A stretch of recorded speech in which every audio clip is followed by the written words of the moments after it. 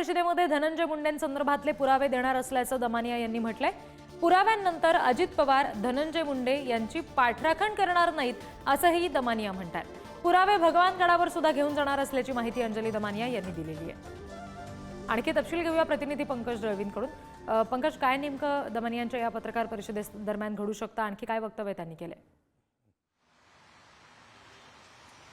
अगदी बीड प्रकरणामध्ये अंजली दमानियांनी गेले काही दिवस सातत्यानं विशेषतः धनंजय मुंडे यांच्यावरती आरोप केलेले आहेत। झालेल्या प्रकारावरती त्यांनी अनेक गंभीर विधानं केलेली आहेत। मात्र आता त्यांनी एक्सपोजच्या माध्यमातून एक गोष्ट सांगितलेली आहे, ज्याच्यामुळे उद्या त्या घरनं सकाळी पत्रकार परिषद घेणार आहे। त्या पत्रकार परिषदेमध्ये काही पुरावे ते सादर करणार असा दावा त्यांनी केलेला आहे। त्या पुराव्यावरती गेले 3-4 दिवस ते काम करतायत असं त्यांचं म्हणणं आहे। शासन सरकारमधले मंत्री हे धनंजय मुंडे यांना पाठीशी घालतायत, मात्र ह्याच्या पुढे ते त्यांचा राजीनामा घेतील अशी अपेक्षा सुद्धा त्यांनी व्यक्त केली।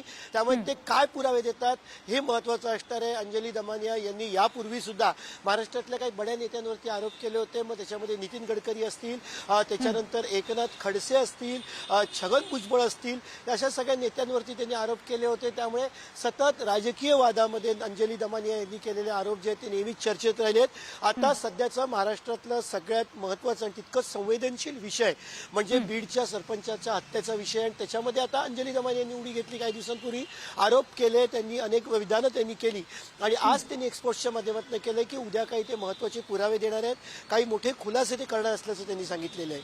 त्यामुळे राजीनामा मागण्याच्या विषयामध्ये त्या पुराव्यानंतर खरंच काही राजकीय घडामोडी घडतात का आणि राजीनामा होतो का हे पाहणं महत्त्वाचं। पण त्यांनी दावा तर केलाय की ते पुरावे दिल्यानंतर त्यांचा राजीनामा जो आहे तो घेतला जाईल। रिद्धी जी निश्चित, आणि त्याच्यामुळे आता नेमकं काय घडतंय पत्रकार परिषदेदरम्यान, त्या नेमकं काय बोलतात हे पाहणं तितकंच महत्त्वाचं असेल।